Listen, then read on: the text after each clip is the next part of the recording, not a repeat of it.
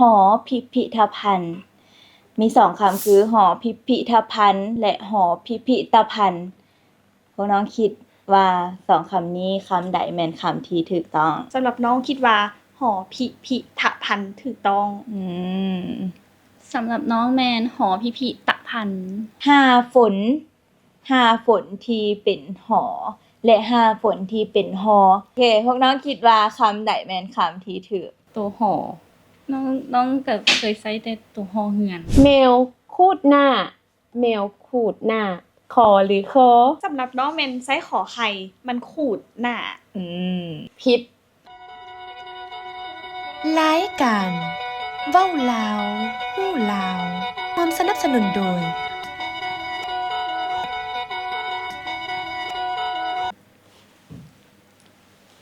สวัสดีท่านผู้ชมรายการเว้าลาวฮู้ลาวมื้อนี้ข้าพเจ้าสุภัสสราสิงห์ทองข้าพเจ้าสุดารัตน์ไสสนวงศ์จะพาท่านผู้ชมไปรับชมรายการตอนพิเศษซึ่งเป็นตอนที่พวกเราได้เชิญนักศึกษาน้องๆนักศึกษาที่เอิ้นว่าเป็นคนยุคใหม่มาเบิ่งกันว่าน้องๆเขาเจ้าเข้าใจภาษาลาวในระดับใดหรือว่าเขาเจ้าใช้แนวใดอันนี้มันคำลาวบ่อันนี้มันคำภาษาอื่นบ่เขาเจ้าสิฮู้บ่เนาะซึ่งว่าเอาเป็นว่าไปรับชมนำน้องๆกันเลยสบายดีก่อนอื่นให้น้องๆแนะนำตัวนำท่านผู้ชมก่อนสบายดีท่านผู้ชมน้องแมนมีชื่อว่าแพนเค้กพรสวรรค์กำลังศึกษาอยู่ที่ปีที่3สบายดีน้องชื่อเกษรแก้วบุญตางกำลังศึกษาอยู่ปีที่3สบายดีน้องชื่อว่าภัสรีพันธ์ทองสมบัติหรือชื่อว่าตินูกำลังศึกษาอยู่ปีที่3คือกันขอบใจน้องๆหลายๆที่ให้โอกาสให้เวลากับทางรายการของเราในมื้อนี้และน้องๆใช้ภาษาลาวเป็นแนวใดในสภาพปัจจุบันตัวเองใช้แนวใดหรือว่ามีความเข้าใจ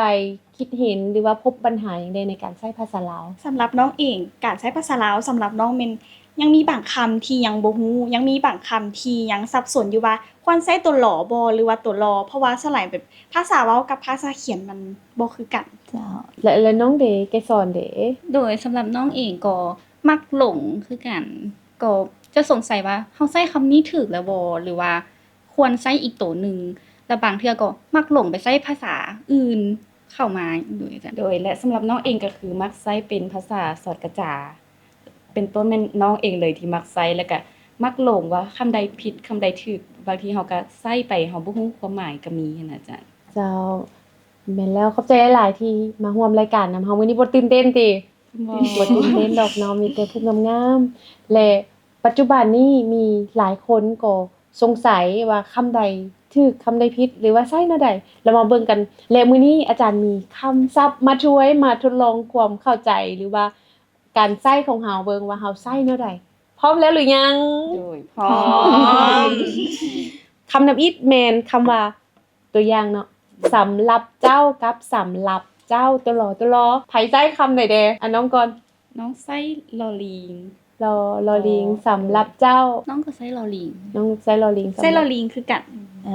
ใช่บ่แม่นสำหรับบ่สำหรับหล่อหลาน่าจะเป็นภาษาไทยหลายกว่าคำใดถูกคำใดผิดหรือว่าแม่นคำไทยแท้บ่แม่นคำลาวบ่คำเฉลยก็คือเป็นคำลาวทั้งสองเป็นคำลาวทั้งสองแต่อันที่ถูกก็คือ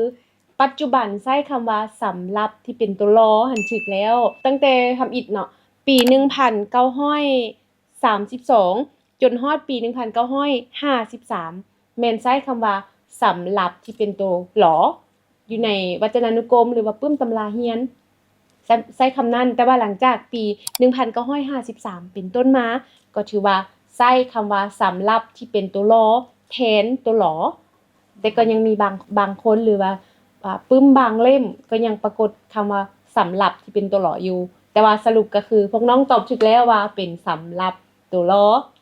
แต่ทั้งสองหักเป็นคำลาวเย้ตบมือชมเชยเก่งหลายได้ฮู้ความหมายที่ไปที่มาแล้วตอนนี้อยากให้พวกน้องลองออกเสียงเบิ่งคือจะออกเสียงแนวใดคืออาจารย์เองเนาะก็บ่แม่นคนนครหลวงบางศัพท์ก็จะออกบ่เป็นโทนของนครหลวงบ่เป็นโทนหรือว่าน้ำเสียงของนครหลวง น้องมาจากไสมาจากไสกันเด้ น้องแม่นมาจากพนโฮงเนาะ พลโฮงพลโฮงนี่ออกเสียงแนวใดลองยกตัวอย่างให้ฟังจัก1 2ตัวอย่าง สำหรับค่อย และน้องเดน้องเกสรเป็นคนทางใดเนาะ เป็นคนนครหลวง เจ้าฉะนั้นออกเสียงนครหลวงให้ทางรายการเฮาฟังแหน่ สำหรับน้องมักตื่นสวย หลายๆคนน่าจะมักนอนตื่นสวยคือน้องมาเลย พี่หนูดี โดยน้องก็เป็นคนนครหลวงคือกันสำหรับตัวอย่างแม่นสำหรับข้าพเจ้าเองข้าพเจ้าคิดว่า แล้วพวกน้องทั้ง3เคยได้ยินหมู่สนิทหรือว่าเคยเห็นเขาเจ้าพิมพ์คำว่าสำหรับที่เป็นตัวหลอบ่ บ่ค่อยเห็นส่วนหลายใส่ตัวลอลิงหลายกว่า เพราะหลายคนเข้าใจว่าสำหรับเป็นภาษาไทยเนาะ แม่น ซึ่งความจริงแล้วเป็นคำลาวคือกัน อันนี้เป็นคำทำอิฐเนาะไปเบิ่งคำที่2กันเลย หัวซ้ำมะกอกหัวซ้ำมะกอกนี่อันทับอิฐแมนโตสอและอันที่2แมนโตซอพวกน้องคิดว่าไส้ตัวใดถูก น้องว่าสอตัวสอ สำหรับน้องแม่นสอเสือ สาเสือนะ น้องก็ เด ซอเสือคือกัน สาเสือคือการโอ้ตอนนี้คะแนนนี่มี2กับ1เนาะตอนนี้อาจารย์สิเฉลยให้ฟังว่าคำว่าหัวซ้ำมะกอกนี้แมนไส้สอเสือหรือว่าสอช้างคำตอบที่ถูกต้องแมนสอเสือเด้อ บอก หัว แล้ว ซ้ำมะกอก เดี๋ยวเมื่อกี้ถึกจักคน สอ ถึก2คน แล้วก็มีหมู่ทางใกล้ตัวเฮาใช้คำใด ซอสร้างเห็นไซส์หลายอ แม่ ยู่ นบ่ จ้ะ ดังนั้นเอาไปแนะนำบอกข่าวต่อให้หมู่ผู้ที่เฮาสนิทฮักแพงตื่มเพื่อเป็นการส่งเสริมอนุรักษ์รักษาภาษาลาวเนาะ มานี่ให้พวกน้องลองออกเสียงให้ฟังทั้ง2คำศัพท์ซ้ำสอและซ้ำซอหัวซ้ำมะกอกและหัวซ้ำมะกอก ซอเสือก็คือน้องจะออกว่า หัวซ้ำหมักกอก ส่วนซอสร้างน้องจะออกว่าหัวซ้ำหมักกอก แบบนี้เลย แยกออกได้บ่ผู้ฟังแยกออกบ่น้องๆทั้งสอง ค่อน ฟัง ข้างจะแยกบ่ออกเลยอาจารย์ รู้สึกว่ามันคือ ออกเสียงคือกัน แม่ เนาะ คือการออกเสียง ตินู คือ เด กัน ตินูออกเสียง2ประโยคอักษรสูงอักษรต่ำ สำหรับน้องสอเสือแม่นหัวซ้ำมักกอกซอสร้างหัวซ้ำมักกอกมันออก คือกัน ล้ายๆ เลย คือกัน แม่น คือกันบ่แยกออก แยกบ่อ แย อก บ่ออกแม่นแล้ว น้องเดเกสร หัวซ้ำมะกอก หัวซ้ำมะกอก น้องว่าคือกันบ่ สำหรับน้องคิดว่าทางสำเนียงของแขวงเวียงจันทน์นี่อยากจะต่างนครหลวงเวียงจันทน์เด้อ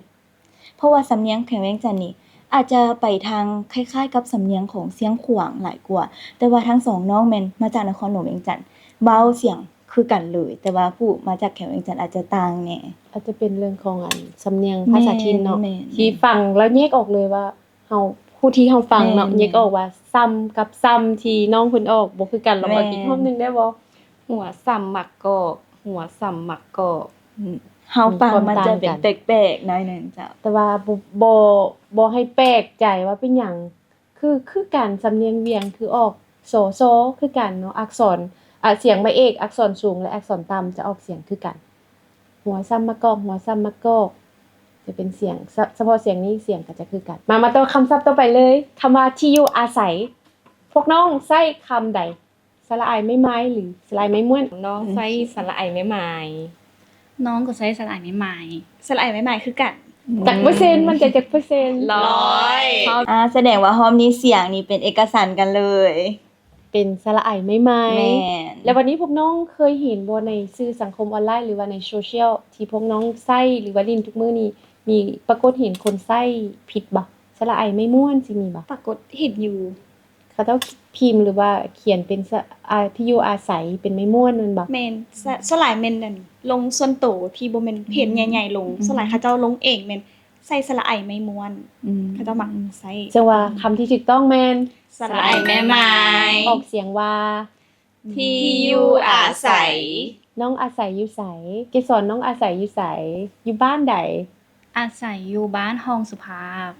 อันนั้นเป็นคำศัพท์ที่ถูกต้อง อ้าว ยังมีคำอื่นอีกบ่ที่อยากมาถวย สำหรับคำต่อไปแม่นคำว่า หอพิพิธภัณฑ์ มี2คำคือ หอพิพิธภัณฑ์ และหอพิพิธภัณฑ์ พวกน้องคิดว่า2คำนี้คำใดแม่นคำที่ถูกต้อง สำหรับน้องคิดว่าหอพิพิธภัณฑ์ถูกต้อง อืม สำหรับน้องแมนหอพิพิธภัณฑ์ หอพิพิธภัณฑ์ โอเค ส สำหรับน้องแมนหอพิพิธภัณฑ์เป็นคำที่ถูกต้อง รู้สึกว่ามันออกเสียงยากบ่คำนี้ ยา ลองเว้าไวๆเบิ่ง หอพิพิธภัณฑ์ บางท้องถิ่นเนาะบางท้องถิ่นอย่างเช่นว่าแขวงซ้ำเหนือหอพันธุ์สิขี้ค้านเว้าหลายคำว่าพิพิธภัณฑ์ออกเป็นตะพึดตะพือหอพิพิตะพึดตะพือเลยแบบนี้เลย โอเค มาบัดนี้เฮามาเฉลยนำกันคุณเกสรคิดว่าแม่นหอพิพิธภัณฑ์อีก2เสียงแม่นพิพิธภัณฑ์แม่นบ่ แม่ โดย สำหรับคำที่ถูกต้องแม่นคำว่าหอพิพิธภัณฑ์บ่แม่นหอพิพิธภัณฑ์เด้อ โดย เด็กหลายชมเชย สำหรับคำต่อไปแมนคำที่ปรากฏว่าใช้เรื่อยๆอยู่ในเอกสารอยู่ในชีวิตประจำวันเฮาก็เว้าอยู่เรื่อยๆนี่มื้อนี้ก็หาก็เว้าไปเมื่อกี้เนี่ยสำหรับคำว่าก่อและคำว่าก่อเคยได้ยินบ่คำนี้เคยได้ใช้บ่ เคยเป็น และพวกน้องคิดว่าคำใดถูกระหว่างคำว่าก่อได้และก่อได้หรือว่าก่อมีและก่อมีพวกน้องคิดว่าคำใดถูก น้องคิดว่าก่อได้ที่บ่มีไม้เอก ถูกต้อง น้องเด๋ คิดว่าคำว่าก่อได้ที่บ่มีไม่อีก น้องก็คิดว่าก่อใดที่บ่มีไม้เอกคือกัน เสียงเป็นเอกสารแสดงว่าก่อที่บ่มีไม้เอกพวกน้องคิดว่าก่อได้ที่บ่มีไม้เอกแม่นคำถูก แม่น แม่นแล้ว อาจารย์สุภาษาช่วย เจ้า ชี้แจงให้แน่ว่าคำใดแม่นคำที่ถูก ที่จริงแล้วคำว่ากอแต่ก่อนเขาก็ใช้ที่เป็นนั่นเป็นคือกันกับความหมายกับคำว่ากอแต่ว่าปัจจุบันเนาะเอกภาพก็คือให้ใช้คำว่าก่อได้ที่บ่มีไม้เอก ส่วนคำว่ากอหันไปใส่กับก่อสร้างก่อตั้งหรือว่าเฮ็ดให้มีสิ่งใดสิ่งหนึ่งเกิดขึ้น เจ้าสำหรับคำต่อไปแม่นคำว่าซ่อมแปลงและซ่อมแปลงต่างกันบ่ฟังอาจารย์ออกเสียงต่างกันบ่ ต่างน้อยหนึง สำหรับคำว่าซ่อมแปลงและซ่อมแปลงพวกน้องคิดว่าคำใดเป็นคำถูกหรือคำผิด น้องคิดว่าซอช้างน่าจะถูก คิดว่าซอสร้างคือกัน แพนเค้กดิ น้องก็คิดว่าซอสร้างคือกัน เพราะว่าเห็นตามป้ายต่างๆ เขียนซอสร้างโดย คำใด คำที่ถูกแม่นซ่อมแปลงที่เป็นสอเสือเด้อ โอ้ ต่อไปนี้จะใช้ถึกแล้วเนาะ โดย เดี๋ยวบอกหมู่ต่อๆกันอีกว่าจริงๆแล้วเขาใช้คำว่าซ่อมแปลงที่เป็นตัวสอเด้อและยังมีคำว่าซุปพักตัวสอหรือตัวโซซุปพักกำลังเป็นที่นิยมเป็นอาหารมักซุปพักบ่ มาก มาก แต่มันบ่เด้นคำว่าซุปพักตัวสอหรือตัวโซให้คิดตรง น้ ก่ อ อน งโตซอสร้าง ตัวซอสร้าง ซอช้างคือกัน คำตอบที่ถูกแม่น ต่อสร้างถูกต้อง ถูกต้อง แล้ว คนที่ถูกคนเลย สำหรับคำต่อไปแม่นคำว่าทรัพยากรและทรัพยากรสองคำนี้ระหว่างซอสร้างและสอเสือพวกน้องคิดว่าคำใดแม่นคำที่ถูก น้องคิดว่าซอสร้างเป็นคำที่ถูกเพราะน้องเองก็ใช้เป็นประจำ เจ้า น้องก็ใช้ซอสร้างคือกัน ซอช้างคือกัน ซอสร้างคือกัน ทรัพยากร เป็นเอกสารอีกแล้วคำนี้ ตัวอย่างดิขอตัวอย่างแน่ ขอตัวอย่างแน่ ประเทศลาวเต็มไปด้วยทรัพยากรธรรมชาติที่อุดมสมบูรณ์สวยงามและหั่งมี คำที่ถูกต้องแม่น คำที่ถูกต้องแม่นถูกแล้วเนาะทรัพยากรแม่นซอสร้างเลย จริงๆจริง แล้ว โอเค วันนี้ยังมีคำว่าทรัพย์สินที่เป็นสอกับซอคำใดถูกวันนี้เฮาสิตอบพร้อมกัน ให้คิดในใจก่อนคำว่าทรัพย์สินสอหรือซอ5 4 3 2 1ตอบเลย สอ ออกเสียงให้อาจารย์ฟังนี่ ซอสร้าง ซอสร้างทั้ง3บ่เกสรก็เป็นซอสร้างบ่ ซอเสือ ซอ ซอ เสือ โอ้ ทรัพย์สินสองน้องแมน ซอช้าง ซอสร้างคำตอบที่ถูกต้องแมนโซสร้างเป็นหลายบ่เป็นหยังเฮาเคยเห็นหลายๆบอนก็เฮ็ดพิมพ์ผิดหรือว่าไส้ผิดเฮาอาจจะหลงไส้ไปตามตัวนั้นก็ได้ ถือว่าเป็นเรื่องที่ดีเฮาฮู้มื้อนี้แล้วเอาไปใช้ต่อเนาะ โดย ต่อมาเบิ่งคำว่าแมวคูดหน้าแมวคูดหน้าตัวแมวคูดหน้าคูดเล็บมือคูด หรือคูดคอหรือคอคิดหน่อยนึง พอแล้วหมดเวลา ใจคำใด ที่ดูก่อน สำหรับน้องแม่นไซขอไข่มันขูดหน้า อืม แมวคูดหน้า ตัวขอไข่ ขูด เก แบ ส บ ร ขูดไปสิเลยอันบ่ น้องก็ไซส์แต่ขอไข่ น้องเองก็ไซส์ขอไข่คือกัน อ้าววันนี้คำตอบที่ถูกต้องตอนนี้ผิด อ๋อ เอ้า คำตอบที่ถูกแมนแมวคูดหน้าตัวคอ ขอควายเด้อ จะถูกเด้อแมวคูดหน้าว่าแม่นแมวคูดหน้าเด้อ ไซส์แต่ ไซส์แบบนี้มา อันนี้เราต้องใช้ถูกแล้ว เดี๋ยวรายละเอียดที่ไปที่มาจะมีในตอนถัดไปจะเอาข้อมูลละเอียดมาอธิบายให้ฟังอีกรอบหนึงว่าเป็นอย่างจึงแมวคูดหรือคูด แมวคูดหน้าหรือแมวคูดหน้า ตัวคอถูกเด้อ เลย แมวคูดหน้าใส่ออกเสียงอีกแบบหนึง แมวคูดหน้า ถ้าเป็นตัวคอเด้ แมวขูดหน้า อ่า ตัวคอถูกเด้อ โอเค คำศัพท์ต่อไปเลย คำศัพท์ต่อไปแมนคำว่า เสื้อบลับระหว่างเสื้อบลับและเสื้อบลับ ตัวสอตัวซออีกแล้วอักษรครู และซอเสือพวกน้องคิดว่าคำใดถูกคำใดผิด บ่ปรึกษากันเฮาเคยใช้คำใด ซอสร้างเอ้า แพนเค้กซอสร้าง ด้วย เกสรเด้ ซอสร้างนั่นแหละ ซอซ้างมันเป็นคำเมาเสื้อบหลับ น่าจะคิดว่าเป็นซอซาง อ่ะซอสร้างยกมือขึ้นถ่ายว่าซอสร้างทั้งสาม ทั้ เล ง ย สามคนเลย คำเฉลยคำตอบ คำตอบที่ถูกต้องถูกแล้วเนอซอซาง เย้ คำว่าเสื้อบลับ นี่ถูกบัดนี้ โอเค ถูกต้องแล้วเนาะตอนนี้แม่นใช้ถูกทั้งสามน้องเลยต่อมาแม่นคำว่าหน้าลาตัวหลอหรือตัวหลอหน้าลาอาจารย์พัดเมื่อยบ่รู้สึกหน้าลาหรือว่าเราเขินบ่เรารู้สึกเขินๆบ่เราจึงหน้าลาตัวหลอหรือตัวล้อหน้าลา ตัวรอ เกสรแม่นตัวล้อ น้องก็คิดว่าตัวรอง ตัวหลอ แบกแนว เขาเคยเห็นบ่เคยเห็นอยู่ในปึ้มอยู่ในโซเชียลบ่หรือว่าเฮามั่นใจได้แนวใดว่าเฮาใช้คำนี้ถูก มันใจ ไม่เคยเห็นคำนี้ เห็น บ่เคยเห็นเขียน ไม่เคยเห็นเขียนมัน ส บอก มัยเห็นแต่เป็นคำเมา อืม นาลา สงสัยต้องได้ไปอ่านปึ้มสายวรรณคดีเรื่องสั้นหลายๆ จะมีเรื่องเล่าเกี่ยวกับน้องเราผู้งามเราหน้าล่าเราอีสังจะมีคำศัพท์แบบนี้คำที่ถูกแม่นหลอหรือล้อ หลอ คำที่ถูกแม่น หน้าล่าที่เป็นตัวหลอ ดี ที่ดูถูกเนาะ ดี โอเค ต่อไปเฮาเอาไปใส่ให้ถูกต้องคำว่าหน้าล่าเราหน้าล่าคำศัพท์ต่อไปเลย สำหรับคำศัพท์ต่อไปแมนคำว่า ขนบธรรมเนียมหรือว่าขนบธรรมเนียม ระหว่างตัวหอนอและตัวนอพวกน้องคิดว่าตัวใดแมนคำที่ถูกเอาติหนูก่อน บ่มั่นใจแต่ซีคิดว่าเป็นตัวหอนอค่ะนบธรรมเนียม อ่า น้องก็คิดว่าเป็นหอนอคือกัน น้องก็คิดว่าเป็นหอนอน่าจะเป็นคำที่ถูกต้อง โอเคเอ้าเริ่มมีความรู้ขึ้นมาหลายแล้วนะ หมายความว่าถูกทั้งสามแม่น แม่ บ่ ถูกแล้วเด้อคำที่ถูกต้องเป็นคำว่าขนบธรรมเนียมที่ใช้เป็นตัวหอนอเด้อ เบิ่งคำต่อไปมาทดลองเบิ่งคำว่าสัญลักษณ์สัญลักษณ์ อ่า เชื่อเลยว่าพวกน้องกำลังเป็นนักศึกษาอยู่เนาะว่าพวกน้องต้องได้เคยเขียนแหละ คือ ใส่คำใดสัญลักษณ์สัญลักษณ์คำใดที่ สัญ สัญญา หลังเนี่ยรัก สัญลักษณ์สัญญะที่เป็นสระอะ โดย สัญลักษณ์ออกเสียงให้อาจารย์ฟังอีกรอบนึง สัญญลักษณ์ เป็นคำตอบที่ถูกต้อง โอเค เก่งหลาย ยังมีคำว่าเพื่อเพที่เป็น